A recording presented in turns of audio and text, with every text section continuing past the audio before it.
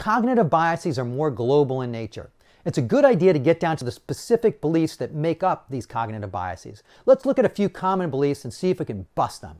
So erroneous belief number one, right? Remote work was going to be an entirely new experience. The facts. I have been working with remote teams for almost 30 years. I'll bet that if you think about it, you too will find that you've been working with remote teams. I'd work with teams and people from New Zealand, China, England, the Philippines, Pakistan, Japan. I don't mean just one-offs here and there. In many cases, I've managed teams for years overseas. Now, granted, there's a difference between being in an office environment versus being home, but even there, I realized that the most significant relationship I had was working remotely, even with other top members of my team, right? And I was actually working from my home too.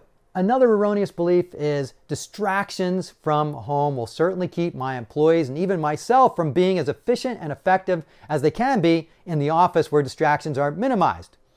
Heads down, focused on their work, right? The facts, oh boy, is that one erroneous, right? Studies show consistently that people are even more distracted from work than they are at home. But even more important than that is that the antidote to distraction is to find find a career and find the work that people are interested in, fulfilled, right? That pretty much eliminates distraction. If you hate your job, you'll constantly be seeking things to be distracted by. You'll also want to set your people up for success with training about distractions. We have a separate course just on that topic. It's a topic called, it's on focus. We have a webinar on focus. You should check it out. Another erroneous belief. If I can't see people working, I won't know that they actually are. And this will cause a tremendous amount of stress.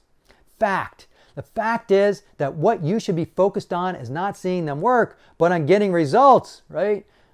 And results are something that you can see. If you're worried that they're going to be on social media all day, I've got news for you. They were almost certainly doing that anyway, right? There are lots of studies that show that. If you're worried that your employees need somebody watching over them to be working, then that's called babysitting, not managing. And you know what? That will be the case for some employees, right? But the key is to remember that the problem is not with remote work. It's with your hiring practices, right? You hired an untrustworthy employee, bottom line, right?